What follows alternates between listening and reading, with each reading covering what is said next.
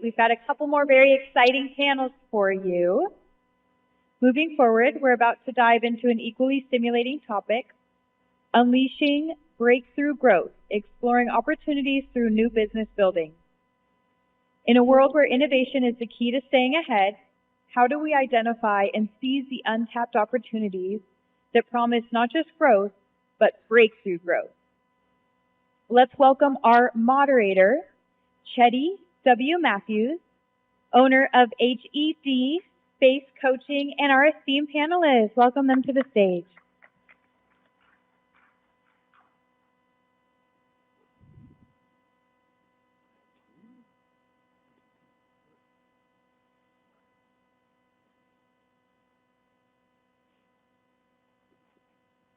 Good afternoon, everybody, and thank you for coming today.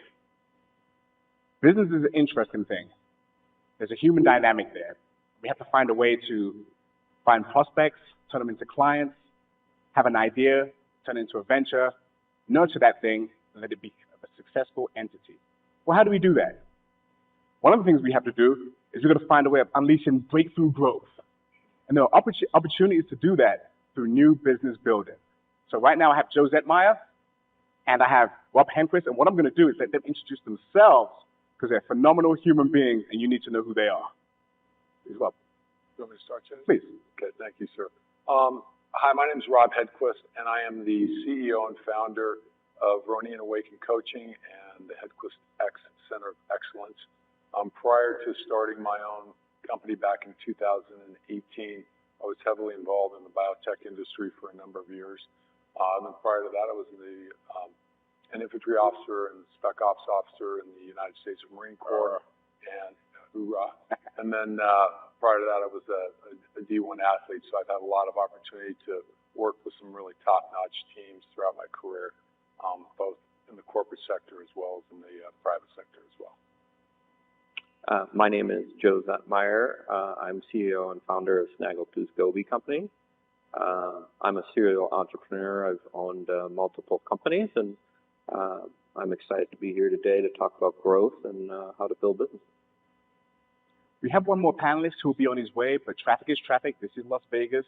And Benzel Jimison will be here, but once he gets here, I will probably let him introduce himself.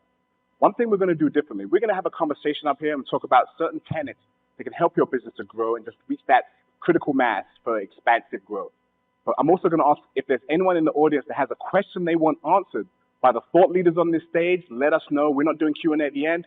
We're doing Q&A in the middle. So get ready. And if you want to get a real-time problem solved, you have real-time problem solvers right here who know how to make a business go from good to great and great to amazing. So let's start. There are multiple things that we can do, as you know, to start a business, create a business, to create that synergy. And one of the things that we spoke about this and discussed, and one of the common threads was communication. And for both of you, I want you to explain in ways that what is the value of communication? Because you hear it a lot. Miscommunication, a failure of communication, we're having a communication breakdown. But what is so important about that word communication? You know, I think the funny thing is, and just even as you were introducing this, you were hitting on it, is people know when communication, oftentimes they know when communication isn't happening, and they don't realize when it is happening. And, would you like to introduce yourself real quick? No, go for it. No, go for it. Go for it. So, you know, I think being able to kind of step back and honestly assess your own communication styles and then trying to meld them and fit them to your team is really critical. That's actually interesting how sometimes we don't know the existence of something, but we sure definitely know the absence of it. That's right. And it's something you have to be aware of in your organization. But Rob, what say ye? You know, communication is, such an important concept. And if you take a look at all the surveys that are done year after year after year for either large organizations or even smaller companies, communication is always at the top of the list from an employee dissatisfaction standpoint. And so one of the things that effectively communicating does, both top down and bottom up, so to speak, and then horizontally as well, is that it continues to build trust inside the organization. Correct. And when you communicate more, and you become transparent in your communication, it builds the trust inside the organization. And when you talk about developing or wanting to develop a high-performing team, a high-performing organization, trust is such an essential component to that. It's at the bottom of the triangle, so to speak, as you're making your way up towards the top of growth. Correct. Benzel, I'm going to ask you to do one thing for me. Can you please introduce yourself to everyone first, and then answer the same questions, because you're a master communicator, and I want to see how you integrate communication into all of your myriad of things that you do to change the world. So Benzel Jimerson, I am the Chief Visionary Officer for Metro Deep, Inc., and the CEO for Onyx Renewable and Exteriors. And the way I'd like to introduce myself, I guess, is having grown up, because Metro Deep is an economic development organization really focused on African-descended community, that's creating an ecosystem around that. So youth development to career workforce, to entrepreneurship, and then wealth building strategies inside of real estate and investments. And so, but I grew up actually in full poverty, right? From both of my families. My mother was kind of ostracized from her family, having 2 Black children, and then my father's side, but my mother's family had a lot of wealth, right? And then my father's side, where my great grandfather came from, wealthy family there, as they call it, Temple, Texas now. Phoenix, Arizona is like Lolo's Chicken and Waffles, Miss White's Golden Rule Cafe. And so that's where my grandfather went, where there was no father, right, inside of our family that I grew up in. There's all the stereotypical things in poverty, right? So I like to kind of start from that perspective in that introduction, because from a communication perspective, like, right, what do you need to do? I think that I really, Rob, I completely agree with you there in terms of trust being the foundation. I also think that it's, it has to do with a understanding the right seat, right, that people need to sit in. And also understanding power. What does power really mean, right? Like, do we need to be afraid of it? Do we need to think of it from a scarcity mindset, right, or an abundance mindset? And I don't think that we need to think of it from a place of scarcity, right, but definitely from abundance. So I'll just start there as we move into the conversation. One of the things you don't want to do in communication is come onto the stage late. So. Never that, right? Never that. So in that, you hear there's this interesting thing that communication is a form of a connection, is what I'm hearing. There's a level of connection there, but it's also a feedback into how you're acting and reacting and responding. You get in a feedback loop. If you do something, you know how people respond or react, and that's going to tell you some things, give you a litmus test into how the health of your business, the organization, the structure, the effectiveness of it. Communication is essential, but it's also setting the tone, as you had said earlier, and it's also connecting with the individuals in that organization. But since we're talking about connecting, let's go on to team cohesiveness. Is that important? What is it? Why do we have to have a team structure? Who cares? Just get the job done, right? But what say you? In fact, Joe, I'm going to start with you. The team cohesiveness, from my perspective, again, team cohesiveness ends up being kind of in that same zone as communication, where when it's not happening, and it's a lot harder to feel it when it is happening. But I really think with leadership in particular, oftentimes the cohesiveness comes down to being able to realize and observe when there's one person left out, and having the emotional empathy to recognize, like, hey, this person is not connecting with something I said or with something I'm asking for, and they're being left out. And even though it's a team, and hopefully you're talking to everyone consistently at the same time, being able to pull that one person aside that isn't fitting in, and being able to, what's going on and what's happening. And as a leader, you have to have that empathy to realize that that's happening. And it's going to be really challenging, because obviously everyone that's running a team or a business is very busy, and they have a lot on their plate. But being able to step back from your own life or your own busyness and see is key. Denzel, you deal and operate and work with complex teams and a lot of things that seem to interconnect and that are kind of disassociated. A lot of it may be you work directly for this, but some of it's kind of loosely kind of, hey, I need you to do this thing. How do you navigate this space when you don't actually directly control all the things that you need to lead and need for this organism, your businesses to work together? I love the way you asked that question, and I think that is the core. You kind of answered it inside of there is that I don't need to be in control, right? Say that one more time so the people in the back can hear. I don't need to be, nor can I be, right, in control of all of the things. What I can do is make sure that we understand each other, that we're connected, right? So I think cohesion inside of a team has to do with connectivity, right? So how connected are we to each other? How connected are we to the vision? How well do we understand our role and our position? How well, what kind of resources and training and things are we able to? But at the end of the day, there's also like, do I have the power, right, to make decisions? I remember like I believe it's Nordstrom's, their employee handbook says, we hired you because we trust you to make the best decision in every situation, right? And so I treat my teams very much that way. And there's times when that it can get hairy because you have to have like truly let go of that control. And you have to truly allow people to make and go in the directions that they may go.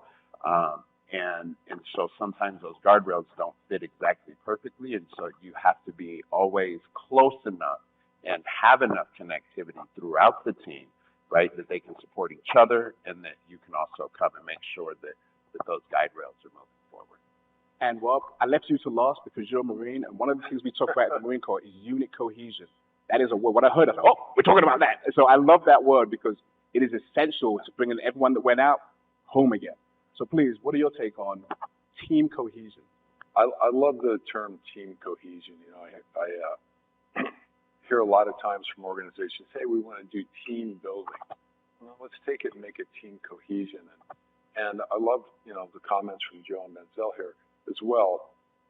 You know, from my perspective, it's so critical if you want to put together a great team for an organization.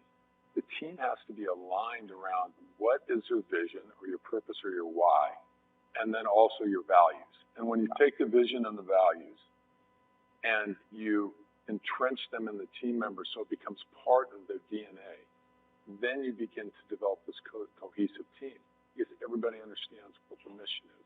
Everybody understands what the guardrails are to get to that mission. And when you can put that kind of foundation in place, the team begins to gel together because we're all working towards one purpose.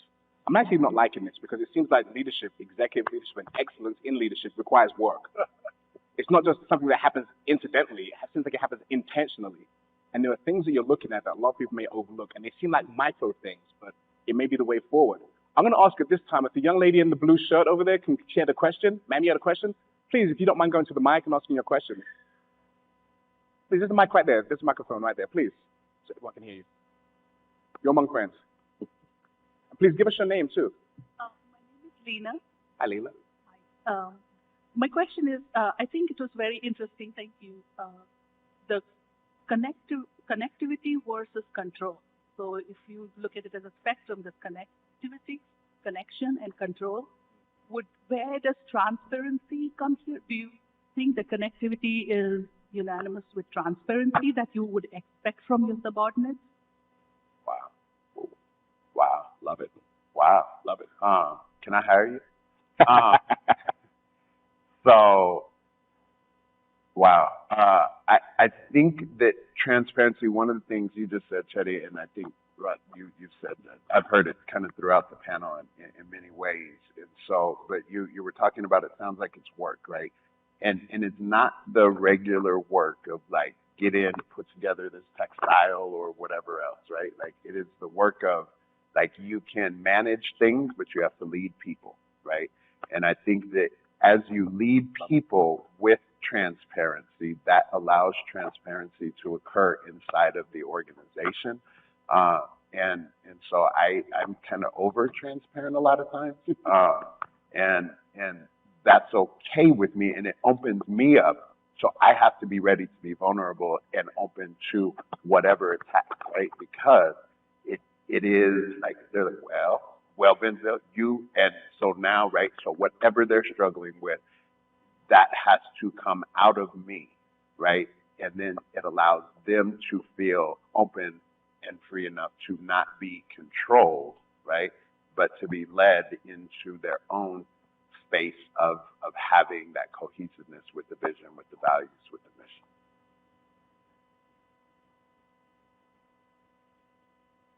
I believe so. I believe so. Everything starts from.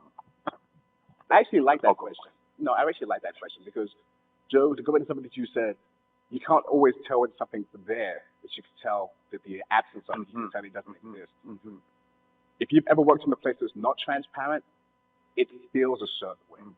And I'm on a board right now, and an organization I was working with at one point was very closed off. And right now, the new chairman and me as the vice chair, we are going to be accountable, we're going to be open, we're going to be very transparent because we are basically accountable to the people that put us in this position. And it has changed the whole organization around. And the change is so rapid that I wish I could do a use case, could explain, this is why you want to be transparent. Because it really did change the organization, and it really does have an impact. Thank you for that phenomenal question. I really do appreciate it. Absolutely. I just want to expand on that just a little bit because I think from a leadership perspective, there's always this, you hear quite a bit, you just need to delegate that. And when you delegate that, everything's going to be fine because somebody's going to feel like they've got the responsibility. And there's really two components to delegation that I find so critical. The first is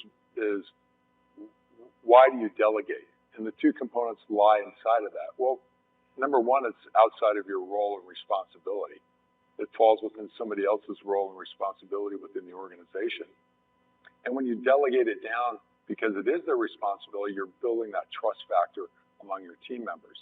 The second reason that goes hand in hand with that, with building a team, is you delegate in order to develop others. So you provide them with an opportunity to develop their skills. Now, that doesn't mean you just give them whatever the task is that may be at hand and say, go to it. No, you want to give them feedback along the way. So in process, you're actually working with them to help develop them to be able to take on roles of higher responsibility within the team. And when you do that, you can begin to let go of more control because you're actually training and developing the leaders underneath you, which is actually the most important thing that a CEO and C-level suite executives can do, is to develop the people underneath them to be effective leaders. I love that. I'm going to move on to another question. So you have your idea, you got your great venture, you got this idea that woke you up at 2 o'clock in the morning, you wrote it out, you got the business plan, it is flawless because you made it, all right? And then, idea, got the plan, now it's time to get the team. Let's talk about right person, right place. How do you pick the right person? How do you get that team and put the butts in seats that will enable you to make sure that your vision and your plan get enacted for you to make profits? And you know what, Joe, I'm going to start with you because you're a business builder. This is your bailiwick. You know, I think every business that I've been involved in, basically the way you hire has to change for that business. So some businesses, it has been the case of like, I can hire whoever I want. I have the choice of who to hire. And therefore it's more about trying to pick the person that's the right fit. Other businesses I've been involved in, it's been, I can't find anyone that even has the right skill set. Therefore, I have to choose to develop those people. And all the business I've been involved in, I've had a lot of very young staff, people that are starting in their first job. So when you're talking about younger staff, it's almost entirely for me about hiring for attitude. Like, is this someone that is motivated or not? And trying to ask questions to get at their attitude. But then as they get older, It's more about trying to understand their skill set. So that's probably my number one thing, and no matter what the level is, just trying to understand their attitude. Because, skills, knowledge, all of that you can teach. Attitude is really hard to change. Attitude is really hard. I love that. Great question, Chetty. When it comes to hiring, I think getting the right people in the right seats is so crucial for the organization to be able to move forward. And I think sometimes when we have vacancies in an organization or we have a seat that we need to fill, sometimes automatically we think externally. And sometimes we need to look internally to our teams in order to find out who may have that skill set. If they've already bought into the vision and the values, then maybe they're the best candidate to move into it. And do they have the potential? Like, I always think about when I was in a hiring position from a hiring and when I'm advising organizations, it's like, are you hiring for this position for them? Or are you actually hiring them for their potential and where they can go with inside the organization? If you hire them for those advanced type of roles, knowing that they can fill that current role, you're really building a succession for the organization to last in the long run. So, the challenge with what you're saying is it takes a lot of courage for the decision maker, because they're going, I'm taking one person and putting them into another role. I still have a problem. That's right. So it really is a kind of like an ethical decision. I am deciding to develop someone. I'm deciding to develop someone. And oftentimes leaders are just like, I'm too busy. I'm not going to shift the problem around. I'll just hire someone from the outside, even though maybe that's not what's best for the people. Right. Absolutely. Yeah. I think the challenge for executives is that, delegation and development takes time, and it takes effort, and it takes work. And with all the different platforms we have today, there's no shortage of work at an executive level. And so constantly you're battling, how do I fit in everything that I'm trying to get accomplished on a daily basis? And your stakeholders are asking for results now. That's usually the case, yes. Yeah. That's usually the case.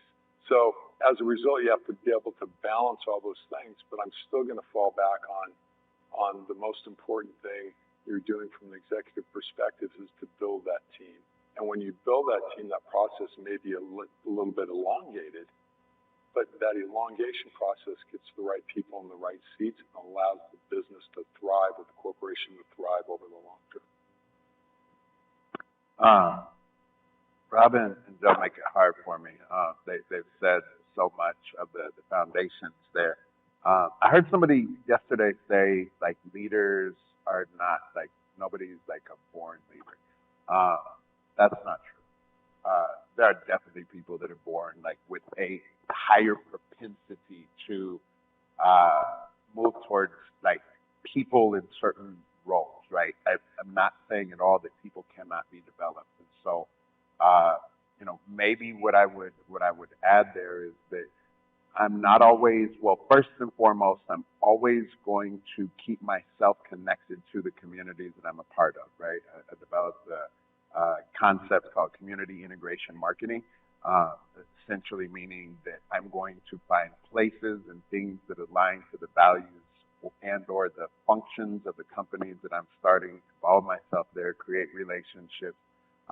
And so one, I'm always going to have a plethora of relationships and people that I'm connected to, where I kind of know no matter what's happening, right? Like I know a short list of people that I want to approach around that opportunity.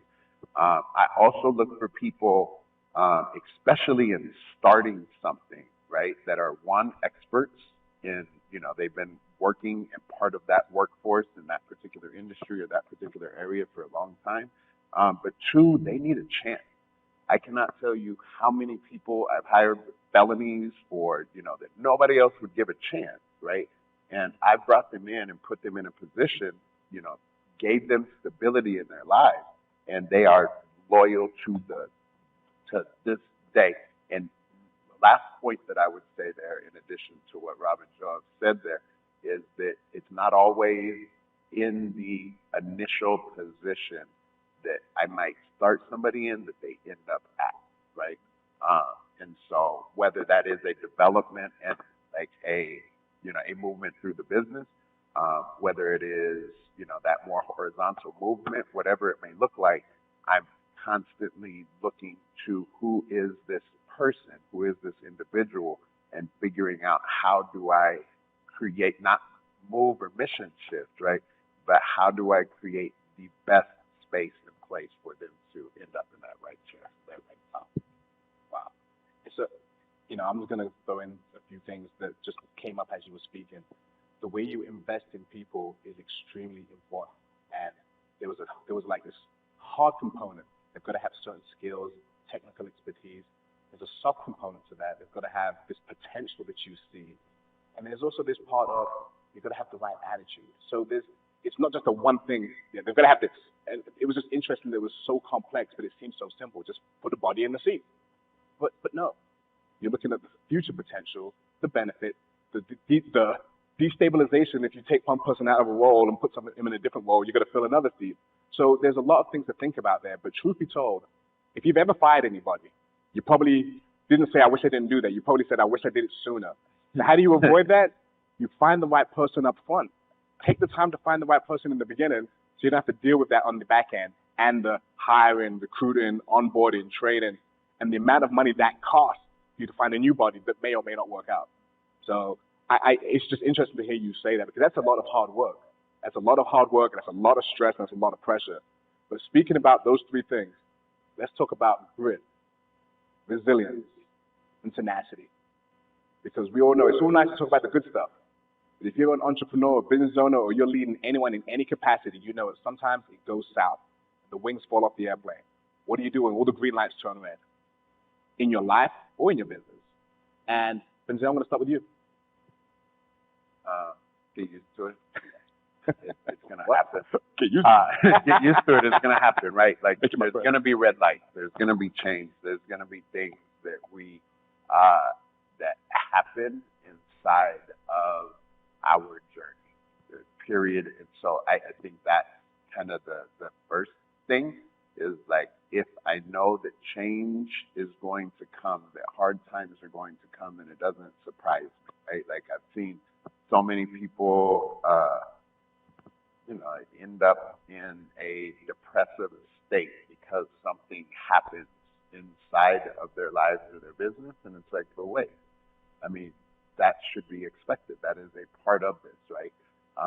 And so I think it's your own viewpoint and how connected you are to reality. I think is a huge part of like how tenacity and grit stays there. But at the end of the day, at least for me, it's I know that not every idea is going to work, so I'm going to do feasibility, as much as I can prior to. I'm also going to be willing to let go of an idea or a thing, even if it's an entire business, if in fact either I'm not the right leader for it, one, or two, it's just not the right timing or whatever else that is. And really three, is that I'm going to always keep moving forward. I don't know a better way, and I know that sounds cliche, but it's like I'm not attached to the outcome. I'm attached to the impact, right? And that's what's most important. And when the impacts are occurring, it keeps growing, it keeps flourishing, people keep coming to it, and at least in my field. And so I guess I don't let a lot of things really phase me that way. I know changes take confidence.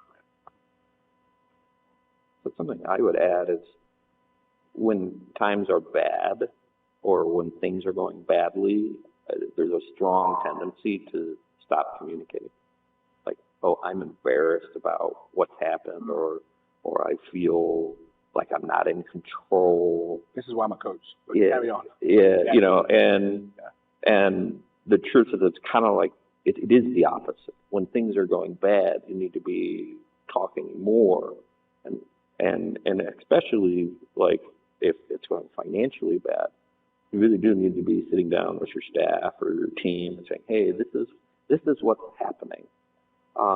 And when I've had the opportunity to do that it's always been fascinating to me because I get such good ideas out of that.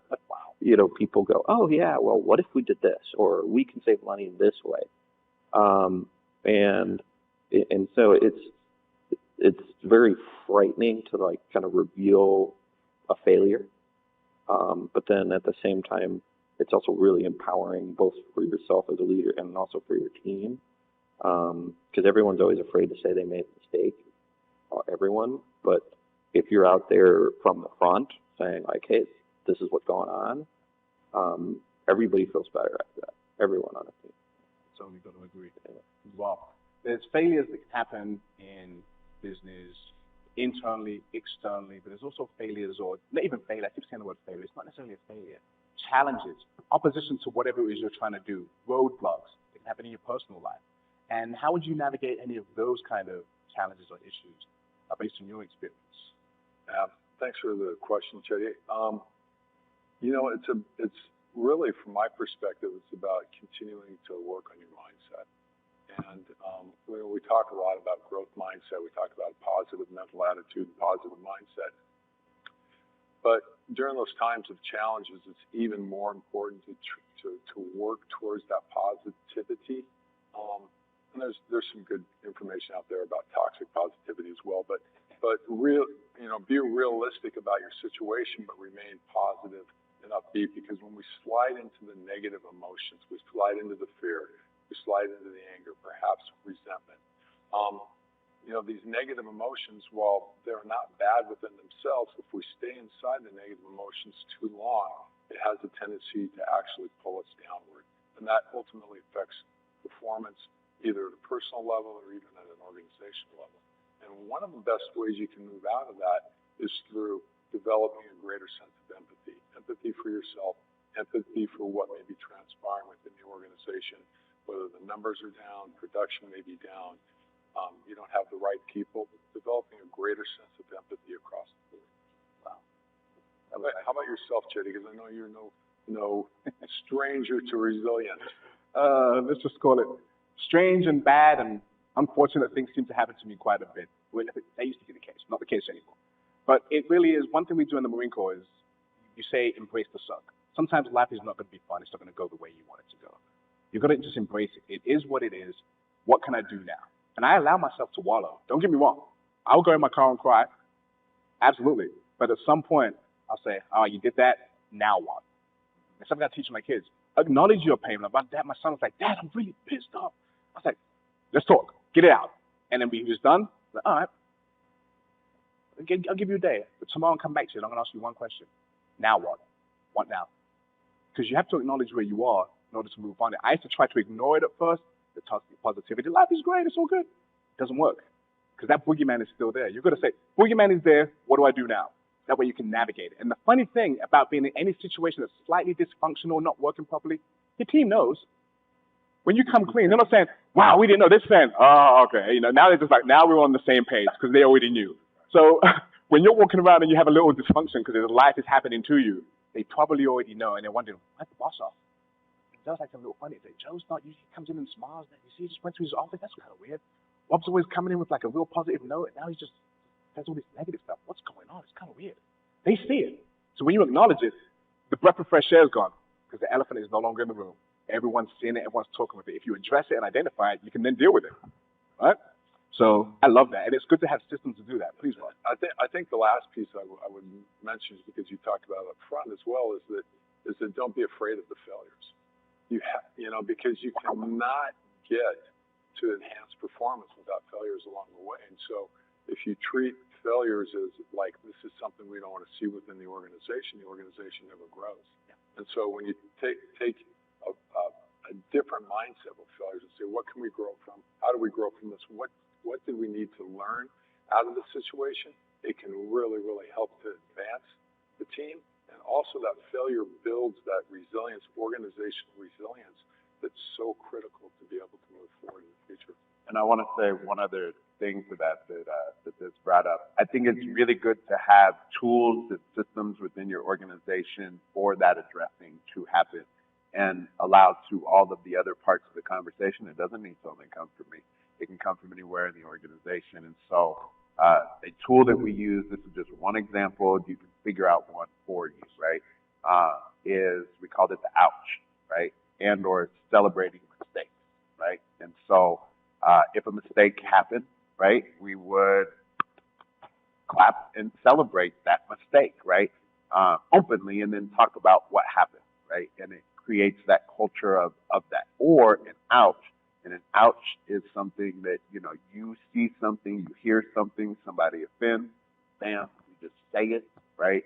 Ouch, and then everything else stops and we explore whatever that thing is. So I think it's really good to have those cultural things built into your business that are tools that you use to address things before they get into cancerous wildfires.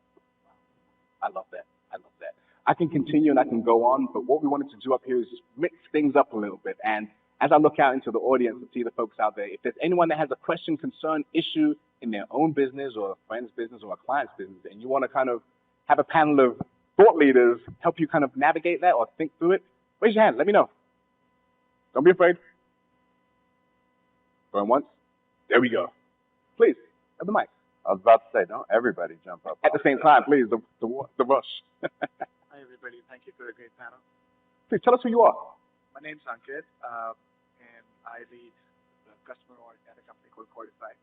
And I've been a growth engineer in the past, and as a C-suite exec and a founder myself, I think deeply about growth and growth engineering. So my question really is about breadth versus depth. Now, we know from classic MBA that don't put all your eggs in one basket and make sure there's diversification, because diversification is a great strategy. You don't lose all at once. And we've been talking about failure here, so maybe it applies, hopefully it applies. And then, same time, we're also told that be focused. Don't try to do too many things at one time. And make sure you are laser focused, hyper focused on what your goal and your mission is. So how do you really think about breadth versus depth, and how does it really apply, specifically in terms of growth? I actually love that question, but I'm going to shut my mouth. But please, thought leaders. I'll start with that particular one. I think that the most important thing to identify is what is the problem that you're trying to solve. And it really starts there. And then we build whatever needs to be built around that, right? So like trying or doing the work to change the needle of Black economic development. Right now, the statistic is by 2053, the average Black family is at $0 wealth, right? It's a pretty complex thing to build an organization around, right? So that requires a lot of this. If I'm painting houses, it's a different approach, right? And so what is the problem that I'm working on solving becomes the most important thing, and then what is the market that I am working within that system, and how am I going to reach them? I think those two things are the foundation of every other piece. And so what is it that you're trying to solve? You know, I sort of kind of look at things as, you know, the focus needs to be your goal. Like, so when you say, well, what's the, you know, where do you focus and where do you diversify? Like, your goal needs to be your focus. Like, and if you're looking at your goal and it's 30 items long, it's too long. You know, it needs to be like focused. But then the people need to be diversified. You know, you ideally you have a team where people can move around and be in different roles. They can accomplish different tasks, and the team has an attitude where they're ready to jump into different things. So that's how I like to put things together. It's like everyone's like crystal clear on where we're trying to go and what we're trying to accomplish, and then but the team itself is able to jump in and do different roles. I also tend to, because I'm always changing and I'm building, I tend to have like, this is the focus of the day-to-day business, and this is what we're working on changing right now. So I do have, I guess, two goals usually, but particularly with change, I really try to narrow it down and make it very small, because if you have a list of 10 things you want to change, it's just overwhelming for the team. I always come back to the old, this old saying, this old adage, you know, you be jack of all trades and a master of nothing, right? So you want to be focused in enough so you're the master, your craft master of the trade, and from an organizational perspective, focused enough on the goals for the organization to drive the organization where it needs to go. Hopefully what's happening is those goals are being transcended down to all the team members with them taking the relevant piece in order to drive the organization forward. As Joe said, I'm not a big believer in like a list of like 15 or 20 goals. Like 2 or 3 crucial goals that are going to meet the company's objectives and which direction it needs to go are usually enough for any organization. In fact, 2 or 3 sometimes are too many. Sometimes you just need to have one goal, and that goal being the crucial focus for the direction that the organization goes. No, that's okay. I was just going to say the one thing, you know, where I think depth is really important inside of an organization is with your team members. Do you have enough depth with your team members to accomplish what you actually need to accomplish? Thinking down the road, so if I lose this individual, if something happens to this individual, you know, something happens with their family and they have to take time off. Do I have somebody else in the organization that can successfully fill that critical role that's still going to allow us to achieve what we need to achieve? Well, I'm going to jump on that because I used to be one of those smart kids who always had like a comeback when I was a kid. You know, curiosity kills the cat, but satisfaction brought him back. Jack of all trades, master of none is often better than a master of one. That's the second part of that. So sometimes you need people who are teased in an organization, a breadth of knowledge, maybe skills in one. Sometimes you need an eye who's just hyper-focused in one area, one silo, one vertical, whatever you want to call it, one function. And sometimes you need to know when to use what tool for what situation or circumstance. I know, and there's some self-awareness and introspection that comes in that. I know for a fact, I'm a general manager. I know that I'm the mortar, not the brick. I fill in the gaps and connect to everything. That's what I do. I am not the expert in this, that, or the other.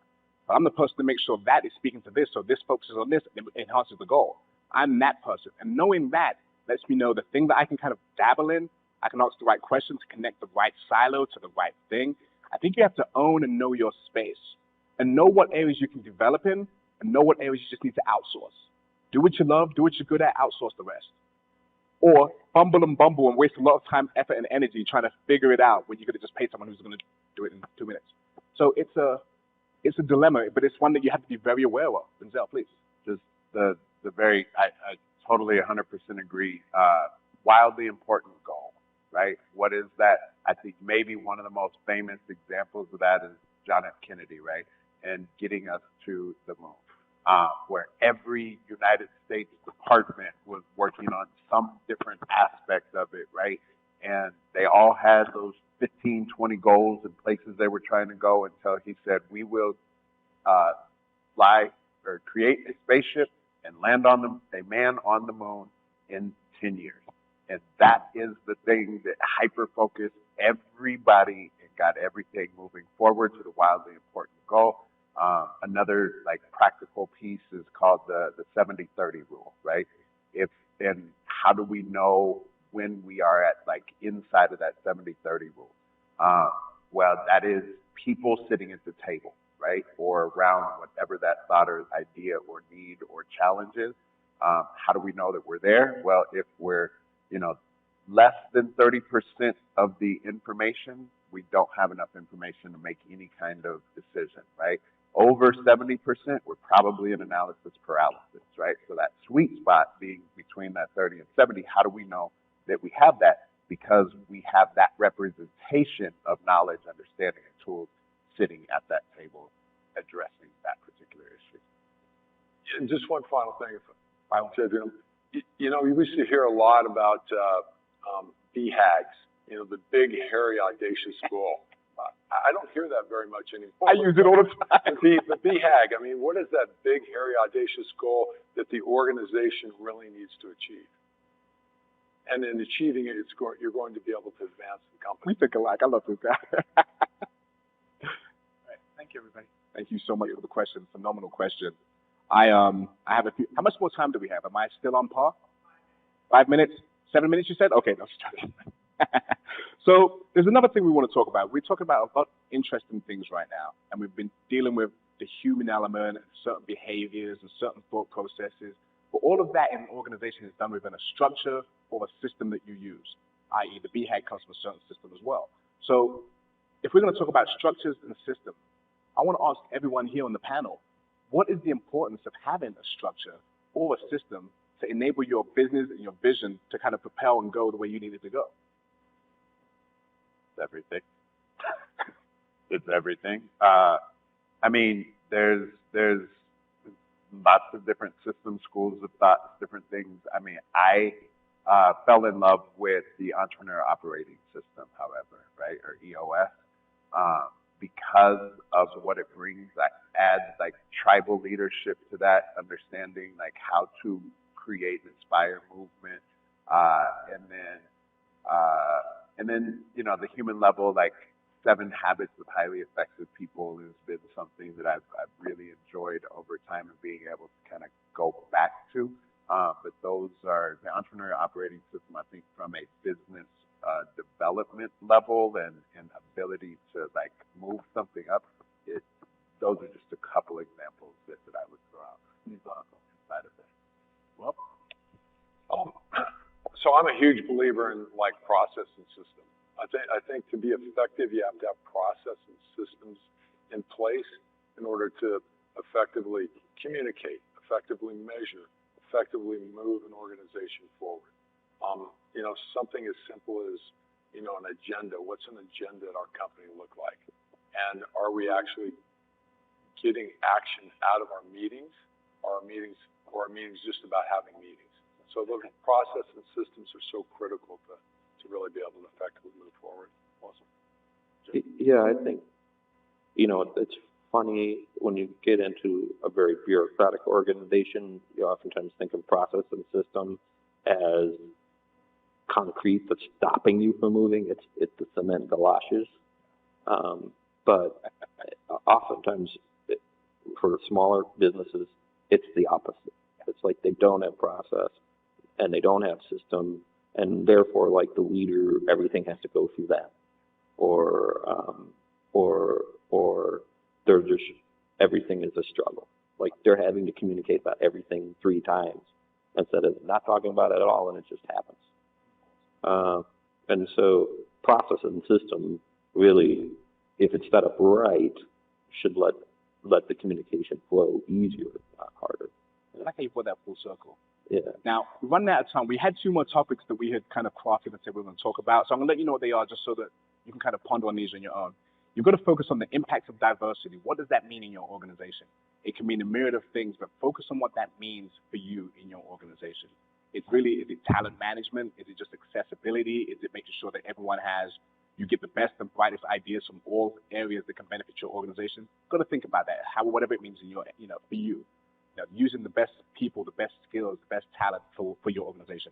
And then one that I wish we got to, there was a panel that talked about it a little bit yesterday, but burnout, energy management, physical management for your health, mental and physical health, kind of just monitoring those things. Extremely important for executives, business owners, and leaders because the pressure and the onus is on you. And a lot of times you're so focused on everyone else, nobody's focused on you. But what I want to do is go for a rapid fire round real quick and do 30-second commercials. Benzel, Joe, and Rob, I'm going to have them just kind of go through and give you 30 seconds of why they are so amazing. See, I already know why they're amazing. We had a conversation like these guys are like phenomenal individuals. And we had Sheridan, who's not here. She couldn't make it. We also had Zach, who wasn't here as well. And you would have had a pantheon of like thought leaders on this stage. So I want to throw their names out there because we know we had medical emergencies and some personal things going on. But they were amazing, and they would have made this rich panel even richer. But since we don't have them, 30 seconds, Benzel, please let the people know who you are. Parting words. 30 seconds. Am I? 28. No, that's humility. So I don't even know if I want to start with me, but so I'm a designer, like I'm a social engineer, I guess, or an organizational engineer, and so I look at complex issues, I find leaders to lead, and then figure out ways to empower them to be able to communicate with the more general public around, like in a way and or manner that's simple, that they can understand. And I think that's where I spend a majority of my time. You can find me, Benzel Jimerson. I'm the only one on across social media platforms. MetroDeep.com is the way to see the work that we do, and in the way that builds out to partners. And certainly, like, we cannot do all of the things that we do without partners and partnership. And so that is the only way for us to actually have the capacity to touch as many things and areas as we do. So we'd love to have those conversations with you. 3, 2, 1, 0. Okay. Joe, it's up to you, please. I'll keep this to less than 30 seconds. Joe Zuntmeyer. You know, I'm a serial entrepreneur. I really just love building businesses. That's an understatement. I'm on my 4th one now. I've had success, I've had failure, I've been through a lot. And I love just brainstorming and connecting with other business people. So I encourage you all to reach out to me and link with me on LinkedIn or go to my website and subscribe to my newsletter. I just get so much inspiration from hearing from all the great ideas and all the leadership that's out there. And Rob, please. I think the best thing I could leave with is, for all of us, it's make sure that you find your purpose. And once you find that purpose, make sure that you continually align with it on a daily basis. Whether that's the company that you founded or started or you're with, or your own business, whatever it may be, but continue to align with purpose, because when you align with purpose, it does not matter what's going on around you, because it drives you to such a degree that any event that comes up in your life, you can move past it. It trumps adversity every single time. Well said. Well, ladies and gentlemen, my name is Chetty Matthews, speaker, teacher, and coach, retired Marine. Love people, love speaking on microphones, and beatboxing on them as well. Nice. I like adding value, one to many, also in team settings, one to a few, and also as an executive and leadership coach, one to one, because you can add value in multiple ways to either the masses or to the individual. And that is what I do. That's the space I'm in. If I can ever add value to you or find ways of having mutually beneficial synergies, let me know. That's all I want to say. Thank you so much to the panel, because we have spoken about the mindset, the skill sets, and the tool sets to make you an effective leader and to really have and unleash breakthrough growth in your business opportunities. Hopefully we said something today that you can take back to your organizations or to your clients and can add value to them as well. Thank you so much. This is our panel. Stay amazing, everybody. Thank you. Take care.